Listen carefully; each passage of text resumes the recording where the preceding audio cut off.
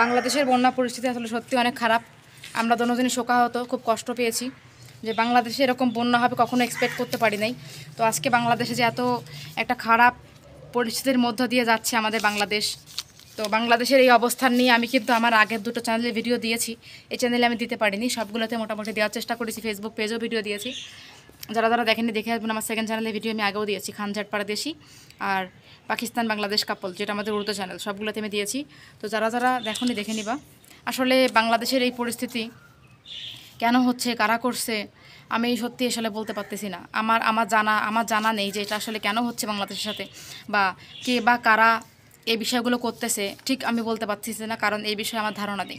তবে এতটুকুই বলবো, বাংলাদেশের সঙ্গে যা হচ্ছে খুব খারাপ হচ্ছে।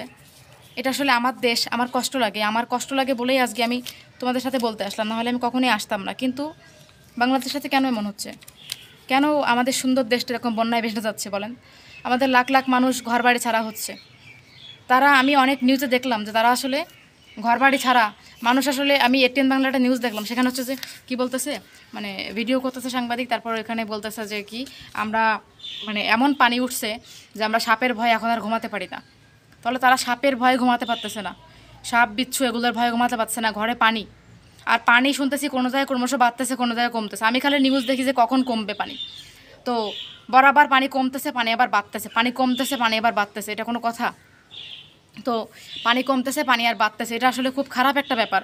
যে পানি আসলে এভাবে মানে না কমলে আসলে মানুষ কীভাবে বাঁচবে? তারপরেও শুনলাম যে মানুষ ত্রাণ দিচ্ছে, কিন্তু ত্রাণ দেওয়ার পরে কি করতেছে, যে একদম বিস্তীর্ণ প্রত্যন্ত যে এলাকা সেখানে যেতে পারতেছে না। আসলে প্রচুর পানির জন্য মানুষেরও কষ্ট হচ্ছে যেতে সেখানে ত্রাণ দিতে, কারণ বোট ছাড়া সেখানে যাওয়া যাচ্ছে না। তো সেখানকার মানুষের পরিস্থিতি অনেক বেশি খারাপ হয়ে গেছে। আমি বলবো যে সেখানকার মানুষগুলোকে একটু হেল্প করা, কারণ সামনের মানুষগুলো তো খাবার পাচ্ছে, ভিতরের মানুষগুলো হয়তো খাবার পাচ্ছে না।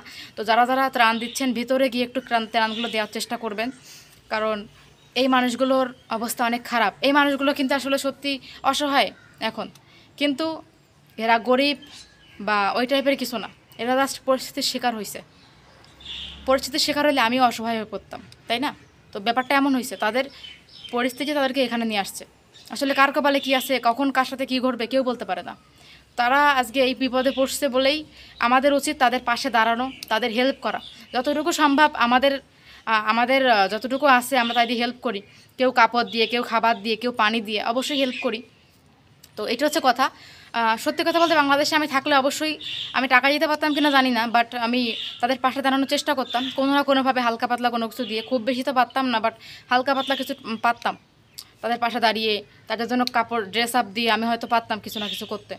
তো এখন যেহেতু আমি অনেক দূরে, দেশ থেকে হাজার হাজার কিলোমিটার মাইল দূরে, তো আমার খুব কষ্ট লাগতেছে। আমার দেশ, আমার মাটি, যেটা আজকে এই সময় একটা সমস্ত খারাপ পরিস্থিতির মধ্যে পড়ে গেছে আমার দেশ।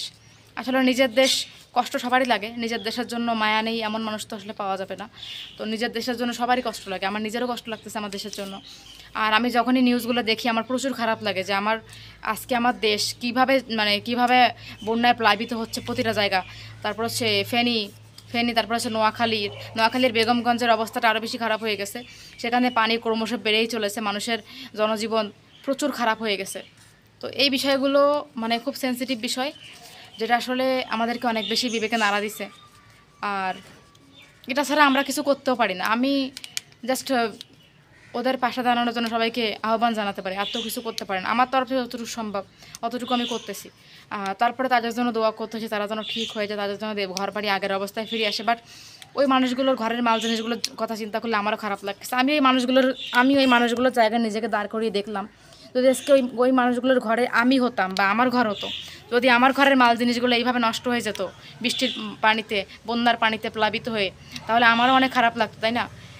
মানুষ শখ করে সবগুলো জিনিস বানাইছে, একটা জিনিস বানাতে কম টাকা লাগে। আর সবাই যে আহামরি বড় লোক হবে তা না, প্রতিটা মানুষের স্বপ্ন নিয়ে নিজের শরীরের এত পরিশ্রম করে একটা জিনিস তৈরি করে ঘরের, তাই না? এটা কষ্ট লাগে না মানুষের? তাদের সবগুলো ফার্নিচার তো নষ্টই হয়ে গেছে। আপনারা কি মনে করেন এই ফার্নিচার নষ্ট হয়নি? সব ফার্নিচার নষ্ট হয়ে গেছে, হাতে গোনা দুই একটা স্টিল প্লাস্টিক বাদে, কাঠের যেগুলো, ইলেকট্রিক যেগুলো, সবই তো নষ্ট হয়ে গেছে। তাদের আছে কি? তাদের সব কিছু নতুন করে গড়ে তুলতে হবে আবার।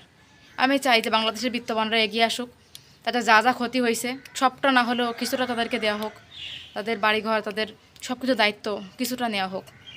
সো ভীষণ খারাপ লাগতেছে, আর কিছু বলতে পারছি না, বাকিটা আপনারা জানাবেন।